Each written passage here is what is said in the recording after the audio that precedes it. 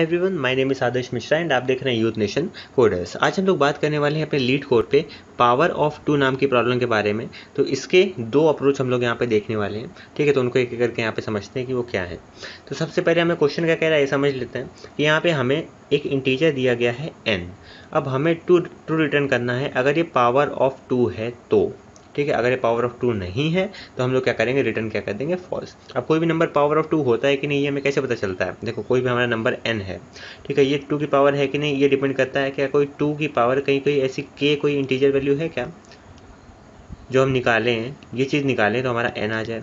Example देख लो, अगर n की वैल्यू 1 है तो ये क्या है, 2 की पावर 0 है। तो 2 की पावर 0 1 है तो इसका मतलब ये हम यहाँ पे आंसर क्या दे देंगे, ट्रू दे देंगे, ठीक है। अगर हम 16 की बात करें तो ये क्या है, 2 की पावर 4 है।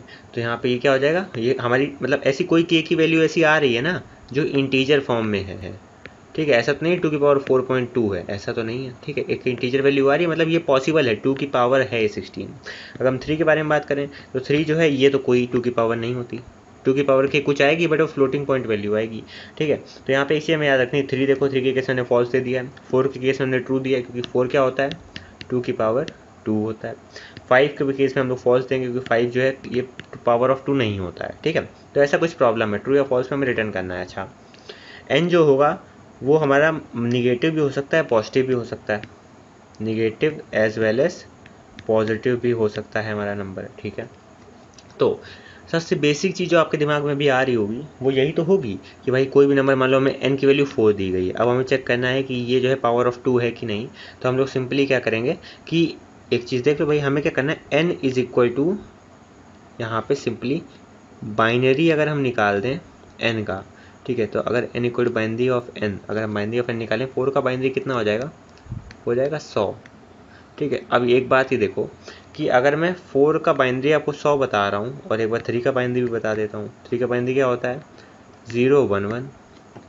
4 का बाइनरी क्या होता है, 100। 5 का बाइनरी क्या होता है, 101।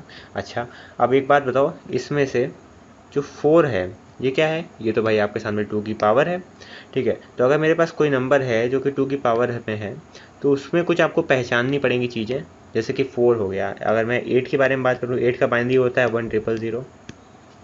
16 इसका बाइनरी क्या होता है 1 और यहाँ पे 4 टाइम्स 0, ठीक है। तो कुछ आपको समझ में आ रहा है, ये सारे क्या हैं, ये पावर ऑफ 2 हैं।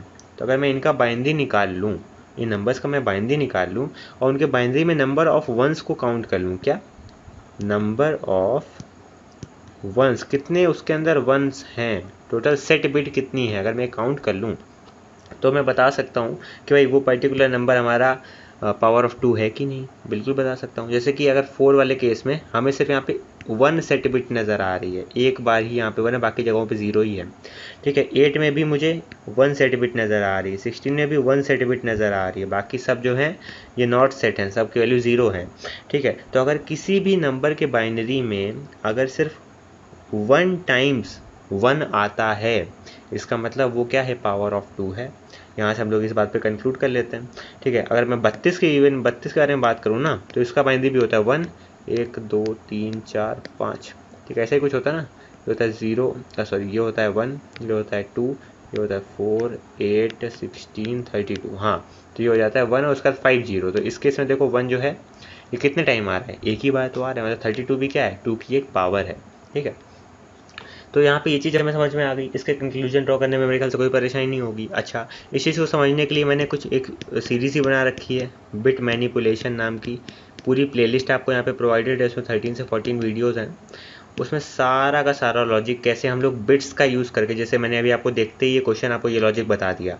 अब ये लॉजिक जो है मुझे कहाँ से आया था, ये मुझे बिट मैनिपुलेशन की प्लेलिस्ट जब मैंने बनाई थी, तब मैंने जब पढ़ा था मुझे तब वहाँ से ये चीज़ आई थी। तो मैं आपसे रिकमेंड करूँगा एक बार ये वाली प्लेलिस्ट देख लेना, ठीक है, आई बटन पर क्लिक करके, बहुत इंपॉर्टेंट है। वहाँ पर भी मैंने यही अप्रोच बताई हुई है और इससे और बेहतर अप्रोच है जो कि इसकी सेकंड अप्रोच है इस प्रॉब्लम की, वो भी मैं आज आपसे डिस्कस करूँगा। तो सबसे पहला काम क्या है कि भाई सबसे पहले तो बाइनरी निकाल लो। तो मैंने क्या करा, bin फंक्शन यूज़ करा पाइथन, इससे बाइनरी मिल जाता है। अच्छा, बाइनरी जब भी हमें 4 का अगर मुझे निकालना हो तो मुझे क्या मिलता है, 0b 100, आप तो सोच रहे होगे जीरो बी क्या है, तो जो जीरो बी होता है ये क्या है, ये शो कर रहा है कि ये हमारा बाइनरी नंबर है। कौन सा बाइनरी नंबर है, इसके बाद जो आने वाला है। तो हमने क्या कहा कि भाई बाइनरी निकाल देना और जहाँ भी जीरो बी है उसे एम्प्टी स्ट्रिंग से रिप्लेस कर देना। तो जो जीरो बी है ये मेरा एम्प्टी स्ट्रिंग से रिप्लेस हो जाएगा, तो हमारी बचेगी क्या फाइनली स्ट्रिंग, हमारी 100 बच जाएगी। अब ये 100 है, अब इसमें हम क्या करेंगे, काउंट कर लेंगे। हमने कहा बाइनरी में काउंट कर लो नंबर ऑफ वंस कितने हैं। अगर बाइनरी में काउंट करने पे जो 1 है वो एक बार ही आ रहा है, साथ ही साथ वो नंबर बड़ा है या बराबर है 0 से, तो रिटर्न कर दो ट्रू, वरना रिटर्न कर दो फॉल्स। सारे निगेटिव नंबर जो हैं वो 2 की पावर में नहीं होते हैं, ठीक है। तभी मैंने बोला कि अगर सारे number greater than equal to 0 है अगर वो नंबर, एंड उसका जो बाइनरी है उसका अगर मैं काउंट करूँ, ठीक है, उसमें नंबर ऑफ वंस को काउंट करूँ, अगर वो सिर्फ एक बार ही आ रहा है, इसका मतलब वही हमारा क्या है, पावर ऑफ 2 है। बट ठीक है, इसमें टाइम कितना लग जाएगा, इसमें टाइम लग जाएगा n।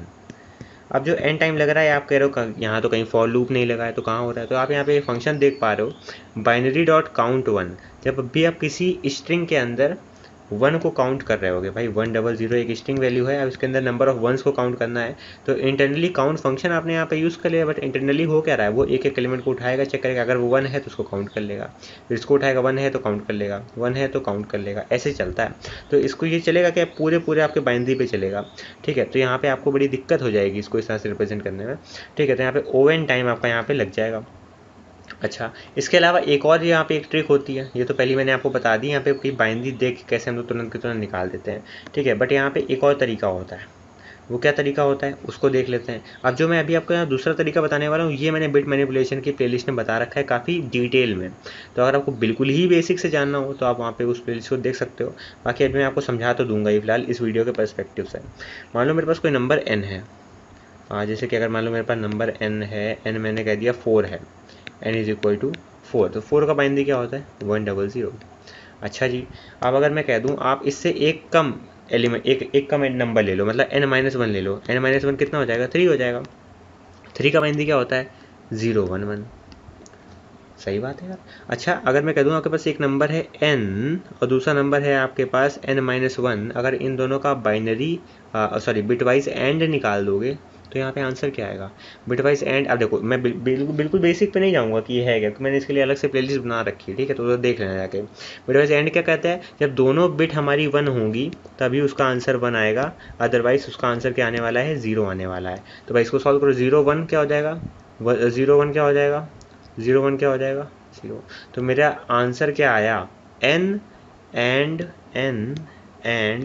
n-1, इन दोनों एलिमेंट का जब मैंने बिटवाइज एंड निकाला तो मेरा आंसर आ रहा है 000। इसका मेरा आंसर तो 0 आ रहा है। अच्छा, इसको और किसी नंबर पे देख लेते हैं ना। मान लो मेरे पास n में वैल्यू पड़ी है 16, ठीक है, और n-1 कितना हो जाएगा, 15। तो 16 का बाइनरी क्या होता है, 1 1 2 3 4। अच्छा, 15 का बाइनरी क्या होता है, 0 1 1 1 1। इसका बिटवाइज एंड निकालोगे तो आंसर क्या आएगा, 0 0 0 0 0। इसमें भी आंसर 0 आ रहा है यार। यहाँ पे हमें कुछ चीज़ें नज़र आने लगी यार। क्या नज़र आने लगी कि अगर मेरा नंबर 4 था, मतलब 2 की पावर में था, नंबर 16 था, ये भी 2 की पावर में है, तो मेरा आंसर इस ऑपरेशन को परफॉर्म करने में 0 0 क्यों आ रहा है। अच्छा, एक और नंबर ले लेते हैं, n इज इक्वल टू 5 ले लेते हैं। 5 का बाइनरी क्या होता है, 101, ठीक है, और n-1 मतलब 4, 4 का बाइनरी होता है 100। अब इन दोनों का अगर एंड निकालेंगे तो मेरा आंसर क्या आ जाएगा, मेरा आंसर कुछ भी आएगा। मैं कहता हूँ कुछ भी एक आएगी, एक बाइनरी वैल्यू आएगी, बट वो 0 नहीं होगा।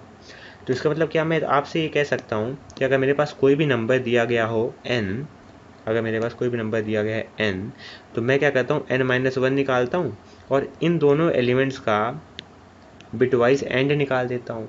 तो इफ़ ये ऑपरेशन जो मैंने परफॉर्म करी, अगर ये आंसर दे रही है 0, तो मैं कह सकता हूँ ना ये पावर ऑफ 2 है। और अगर ये हमें नहीं दे रही है आंसर 0, तो हम ये कह सकते हैं ना कि पावर ऑफ 2 नहीं है। तो सिंपल, तो ये जो हमने यहाँ पे फ्रेम करा है लॉजिक, यही लॉजिक मैंने डिस्कस करा है बिट मैनिपुलेशन वाली प्लेलिस्ट में। तो यही है कि यहाँ पे मेथड है जिसमें आप O1 टाइम में, ठीक है, ऊपर वाला को आपको n टाइम लग रहा था, बट इसको आप जो है 1 टाइम में, कांस्टेंट टाइम में सॉल्व कर सकते हैं। तो वही यहाँ पे इसने बोला है क्लासिकल बिट मैनिपुलेशन प्रॉब्लम है ये, n एंड n-1 ट्रिक का हमने यहाँ पे यूज़ करा हुआ है, ठीक है। जैसे n मेरा अगर ये है, n-1 जो है वो ये होगा, फिर इसका हम इसका अगर बिटवाइज एंड निकालेंगे तो सारी वैल्यू 0 आएंगी। तो वही बोल रहा है अगर सारी वैल्यू 0 आ रही तो पावर ऑफ 2 है, ठीक है। अगर सारी मतलब अगर हमारा आंसर 0 नहीं आ रहा है तो पावर ऑफ 2 नहीं है। तो इसको कैसे परफॉर्म करोगे? तो वही मैंने बोला। अब देखो ये जो मैंने एक लाइन यहाँ पे यूज़ करी है, वन लाइनर पाइथन स्टेटमेंट है, तो इसको अगर आप मल्टीपल लाइन में लिखना चाहो तो क्या लिख सकते हो आप, चेक कर लो भाई। If n and n-1 is equal to 0 तो return true, else return false. Simple आप इतना लिख दोगे आपका पूरा कोड चल जाएगा। अच्छा एक और चीज़ है, वो निगेटिव वैल्यूज़ के लिए आप यहाँ पे चेक कर सकते हो अलग से कि साथ ही साथ n जो है वो बड़ा होना चाहिए, बराबर होना चाहिए 0 के। अगर ऐसा है तो return true, otherwise return false. अब इसको एक लाइन में कैसे लिखते हैं? मैंने कहा return n is greater than 0, मतलब n ग्रेटर देन 0 भी होना चाहिए, साथ ही साथ n एंड n-1। तो अगर हमारा पावर ऑफ 2 होगा तो ये चीज़ हमें आंसर क्या दे देगी? 0। और 0 का नॉट क्या होता है? 1। और 1 क्या होता है? ट्रू। तो ट्रू एंड ट्रू, अगर ये दोनों कंडीशन ट्रू हो जाती हैं, इसको अगर हमें अपनी ह्यूमन लैंग्वेज में पढ़ें तो हम क्या बोल रहे हैं कि अगर मेरा नंबर बड़ा है 0 से, साथ ही साथ जब हम अपने नंबर का उससे एक कम के साथ बिटवाइज एंड निकालते हैं तो आंसर अगर नहीं आता है 1, ठीक है, तो हम क्या कर देंगे? रिटर्न। सिंपल ऐसा, रिटर्न क्या कर देंगे? ट्रू।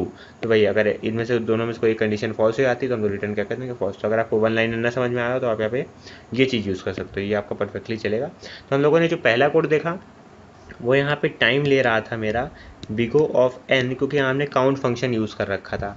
ये वाला हमसे टाइम कितना ले रहा है? बिगो ऑफ 1। कांस्टेंट टाइम में काम हो रहा है, इसीलिए हम लोग कहते हैं कि बिट मैनिपुलेशन का हम लोग को सबको यूज़ आना चाहिए, सारे प्रोग्रामर्स को, ताकि वो इजीली ऐसी प्रॉब्लम्स में इंप्लीमेंट कर सकें।